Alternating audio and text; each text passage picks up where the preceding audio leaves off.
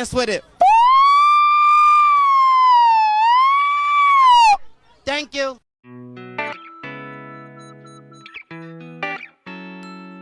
Hey y'all, it's your girl Chef Kyra and welcome back to another episode of New York Eats. Welcome to my food channel where we talk about everything nice, sugar and spice, baby. So for today's episode, we're going to talk about my first kitchen fire, y'all. Can we just, I know you probably like, Kyra, how you a chef and you over here having fires and stuff in people's kitchen? Hold your horses, let me explain, okay?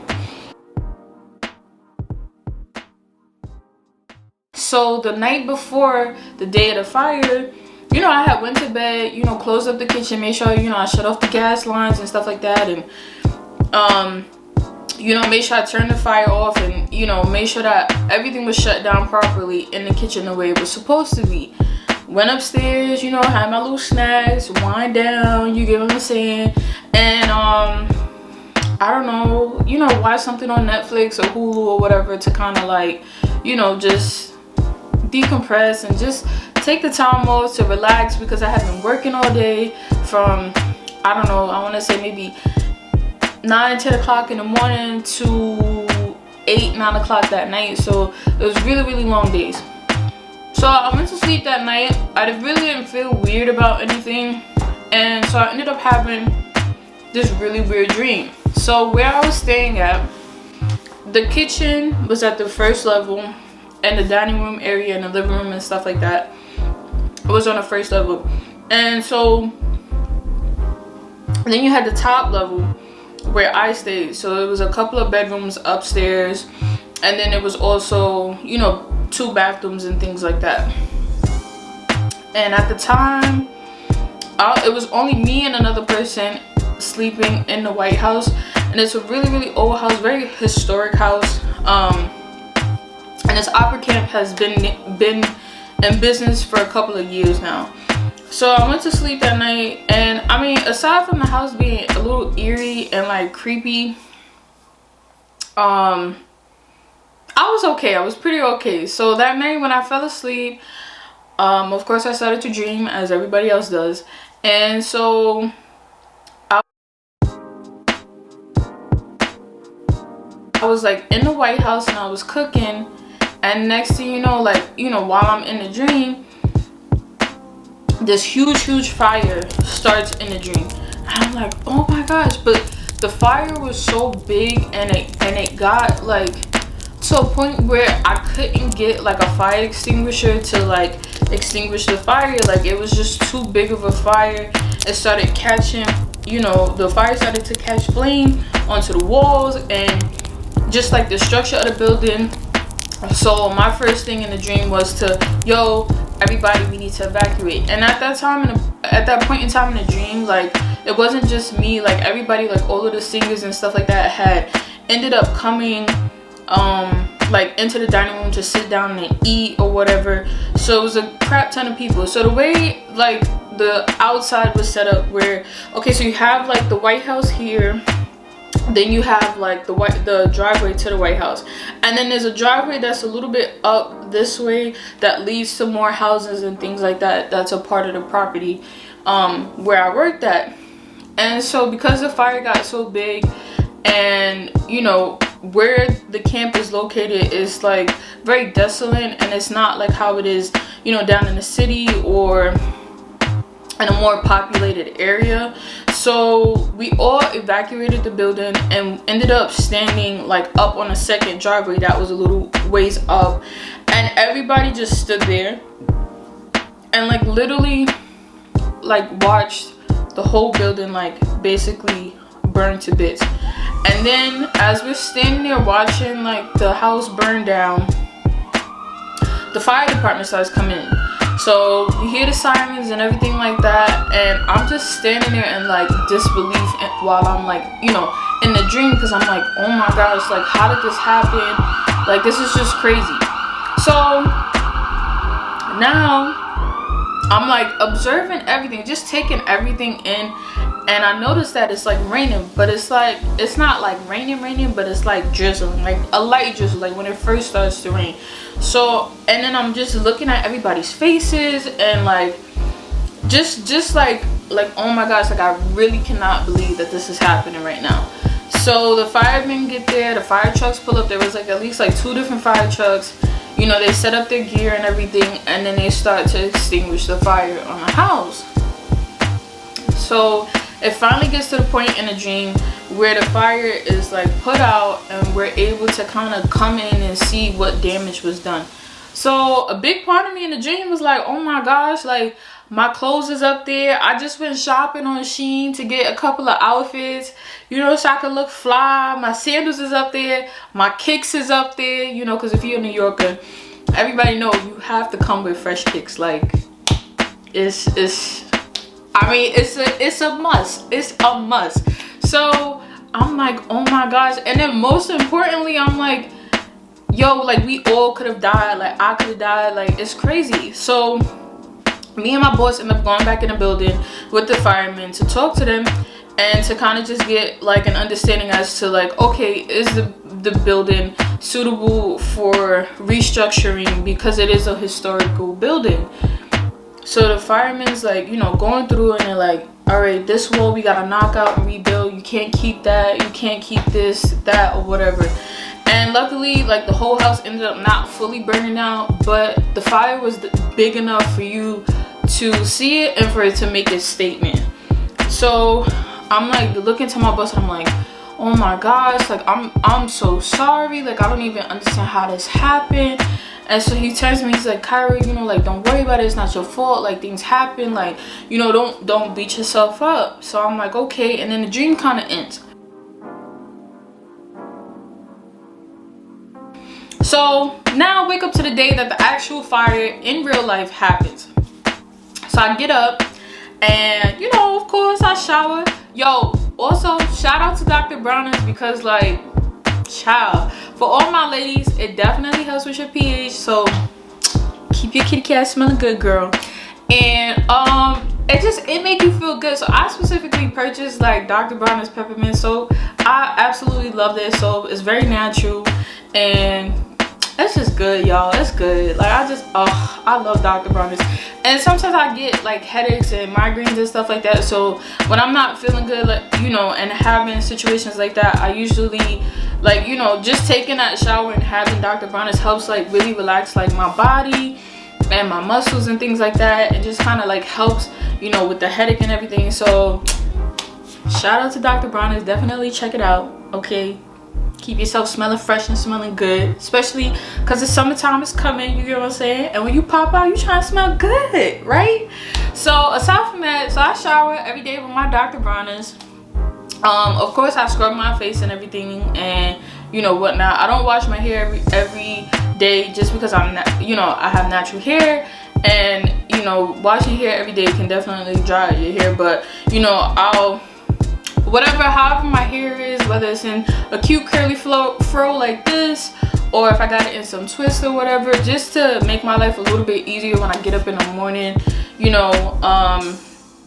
And like I said, the most I might do when it comes to my hair is brush my edges down, and then of course, you know, brush your teeth, wash your face, all that good stuff. So I do that, then I go in my room, put on my little spray Dove deodorant, because, you know, I love Dove, and yeah, you know, lotion and all that good stuff, and get on my chef uniform, get my Crocs on, and of course end it with a little spritz of perfume, because, you know, you gotta smell good, and you never know when you're gonna meet your husband, because, you know, shorty out here, she's single, you know what I'm saying, like a Pringle, ready to mingle, so you gotta stay looking good.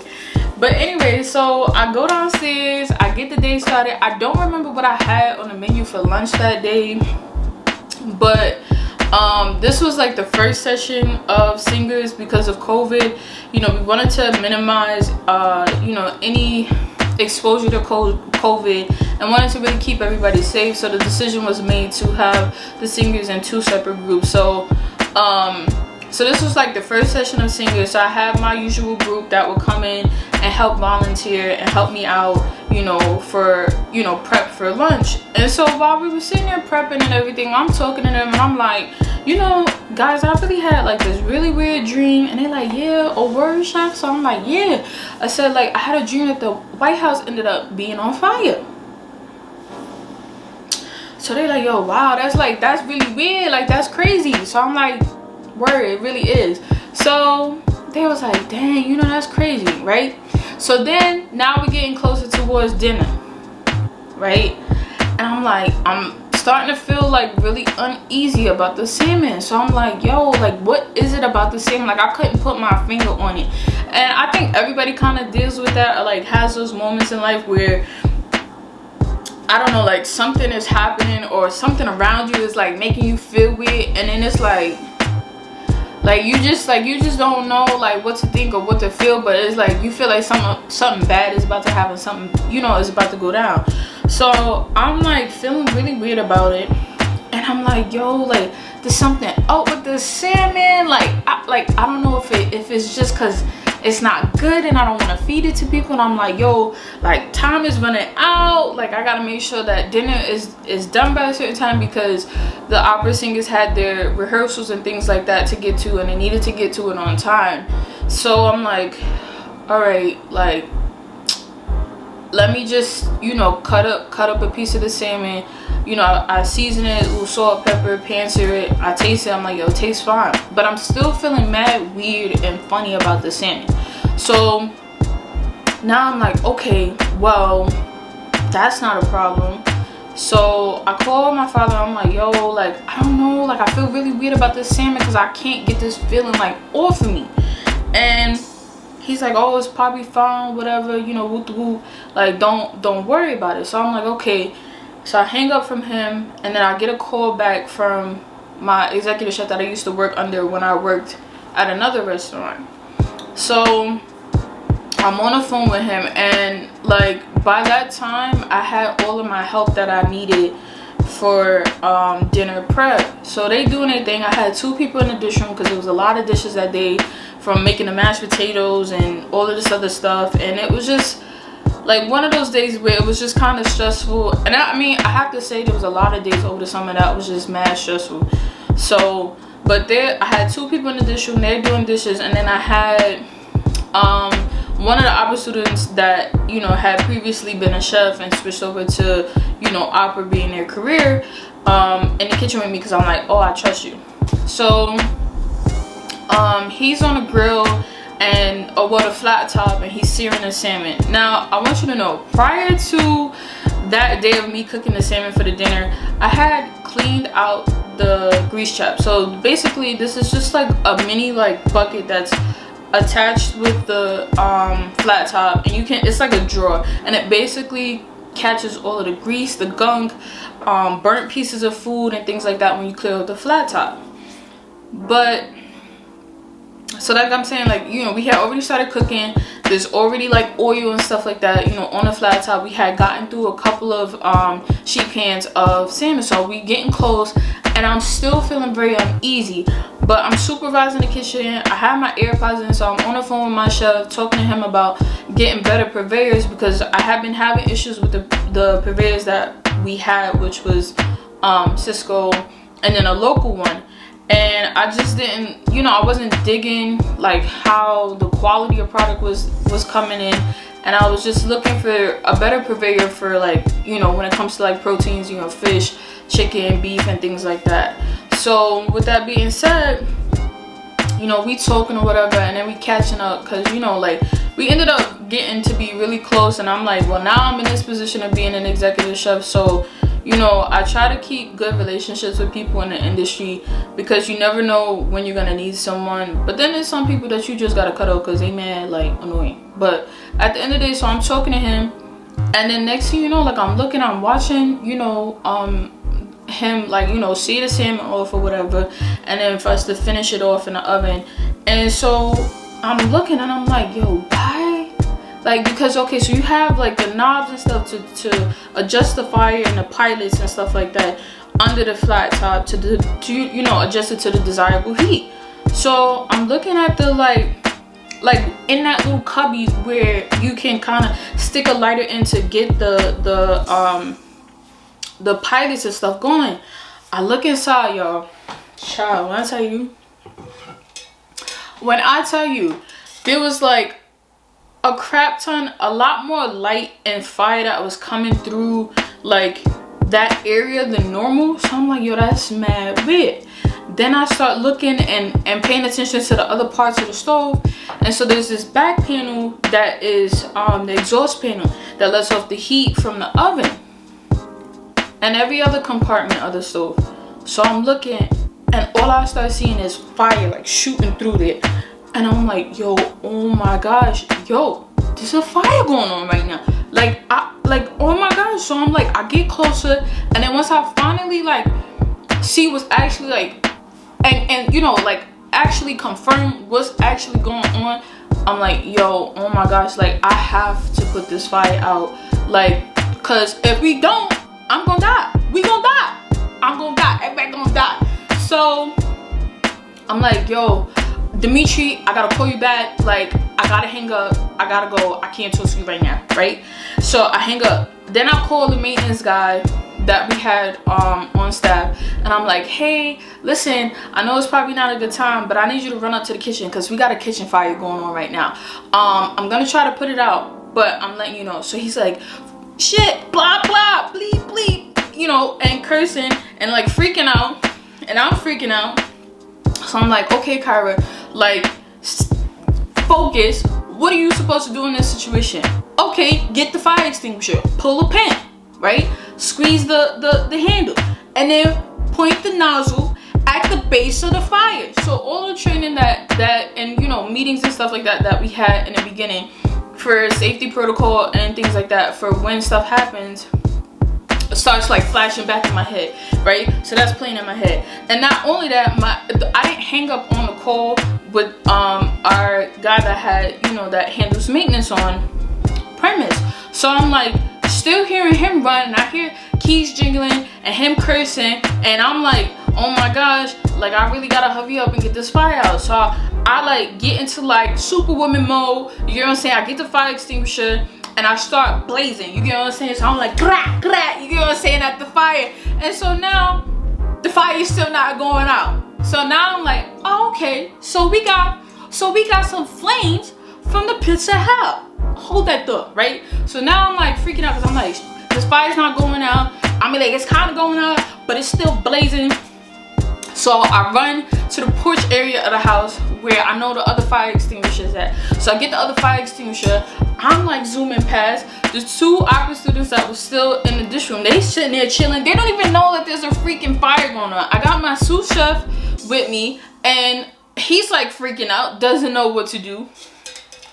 So I run, I'm like, yo, so I get the fire extinguisher, pull it off the you know, the hook or whatever that it was on, pull a pin. I got the nozzle in my hand, I got my hand, you get what I'm saying, on the trigger, because I'm ready to blaze this fire.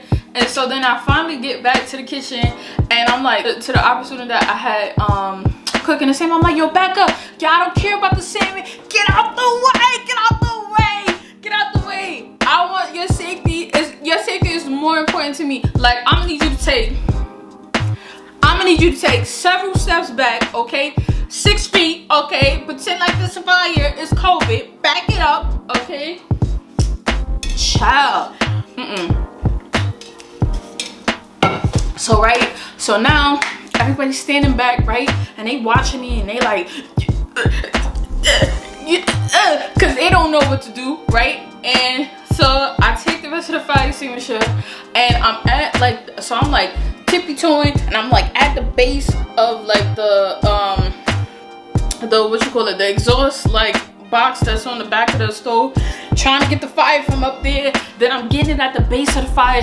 The fire finally goes out. So by the time the maintenance guy like gets up to the kitchen, I'm like huffing and puffing, and I'm like, oh, like I can finally breathe. So I'm like, the fire is finally out, right? He makes sure that he cuts off the outside gas line because we were using propane as our source for the stove. And Yo, when I tell you, I had so much anxiety, and like I was so stressed out. I was like, just a whole crap ton of like feelings that was going on. My body, all my muscles was like tensed up, and my body was just kind of like in that fight or flight mode. And when I tell you, I looked at my kitchen, y'all, I was so upset. I was so sad. I was so sad. On my life, I was so sad because there was fire extinguisher like residue all over everything. Like when I tell you, my utensils, and the kitchen was only but so big, yo, so it was all over my what you call it, like all over the flat top, all over the stove, the sinks, the silverware, the cooling rack, all over the asparagus that I just made, all over the mashed potatoes that I mashed, right? You get what I'm saying? By hand, and had some help mashing it, but that was all. It had fire extinguisher all over it. I mean, like the cooking books that was under the table itself had fire extinguisher on it, and I was just so stressed and so pissed and annoyed and like feeling like, oh my gosh, what is my boss gonna say? Like, we not gonna have dinner tonight on time. Like 5 million different things was just going on through my head. So my boss finally gets to the building. So he looks at me, he's like, Kyra, are you okay? And I'm like, to be honest with you, like I mean, like I'm okay, but I'm not okay. And like at that point, like I just genuinely really wanted to cry because like I had, prior to, you know, taking up this position, I had taken some time off because I ended up getting into some car accidents. And so just that like trauma and those feelings of like anxiety and fear and just feeling like, yo, like I might end up dying right now type energy, and just like all of those emotions, that same feeling that I had gotten when I you know, after the car accidents and stuff like that, like those same feelings kind of like came back up in this situation. And so, you know, and then on top of every other stressor that I had going on, trying to, you know, get a grasp and a handle of being an executive chef, learning how to, you know, make myself better day by day. And of course, you know, I always feel like there's always room to grow.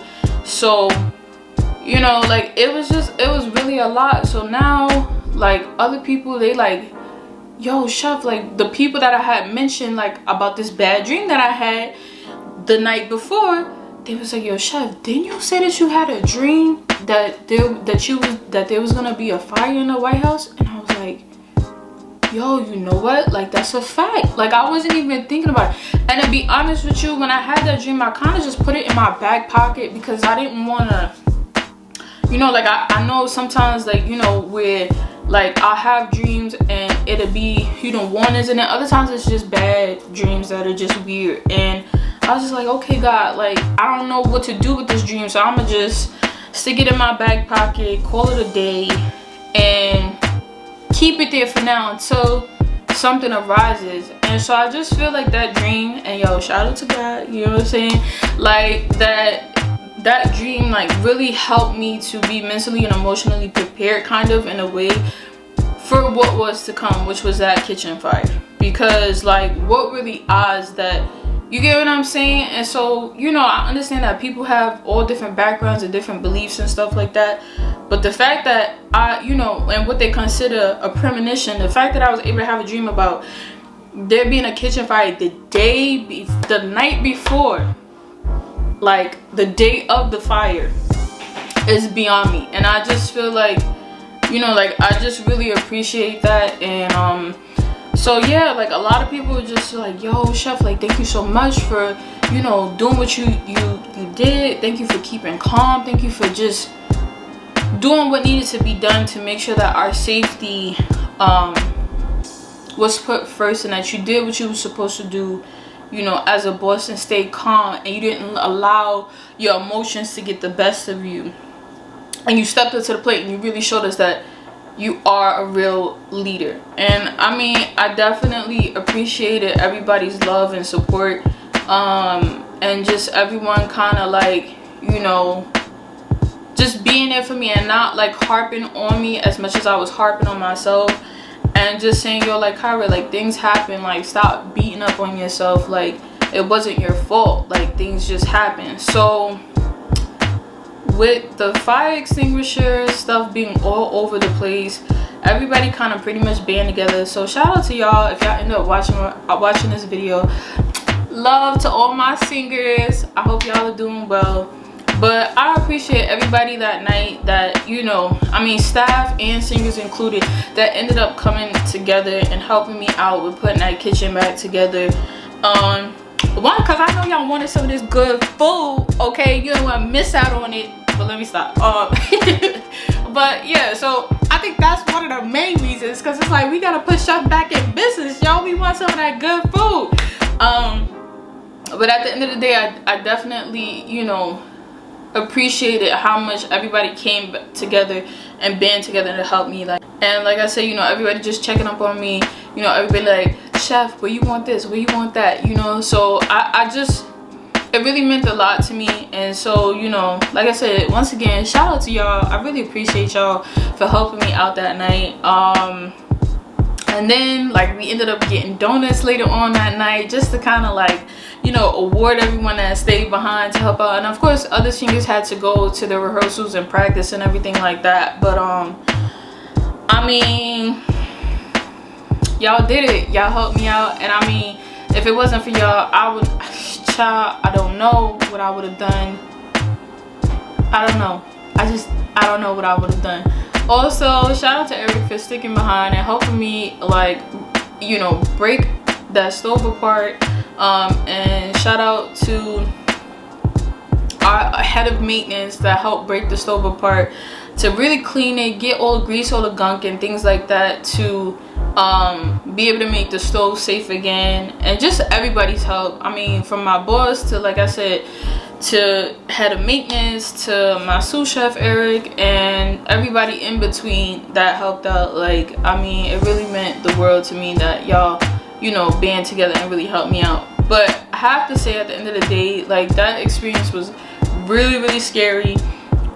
Am I grateful for going through it? Yes, because I feel like going through that experience allowed me to be able to see a different side of myself, and to be able to, you know, just like be able to handle myself in stressful situations.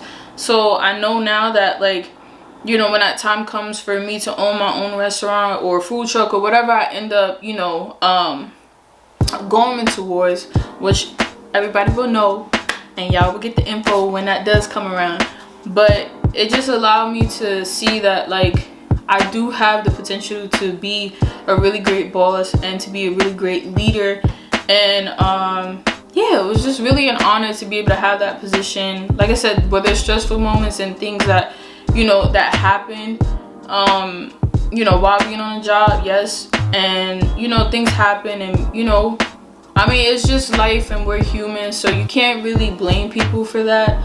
But at the end of the day, like, I was definitely, like, super grateful for having a position and being able to experience that. So it's like, well, next kitchen fire, I'm definitely gonna be prepared for. You get what I'm saying? You know, it's gonna be, I'm gonna be ready. I'm gonna be ready. I'm gonna be, you said what? It's a kitchen fire? Bah, bah. You know what I'm saying? I'm gonna be ready to fight. I'm gonna have my sprayer, which is the fire extinguisher. I'm gonna, you know what I'm saying? I'm gonna be ready. I'm going to be ready. So with that being said, like, I hope y'all enjoyed this story time. And yeah, y'all, just know your girl's a little firefighter now. You know what I'm saying? I'm out here. But once again, stay tuned for another episode of a New York Eats video. Once again, it's your girl, Chef Kyra. Thanks for tuning in for another episode. And I'll catch you in the next one. Love you. Kisses. And see you next one. Peace out. That's with it. Thank you.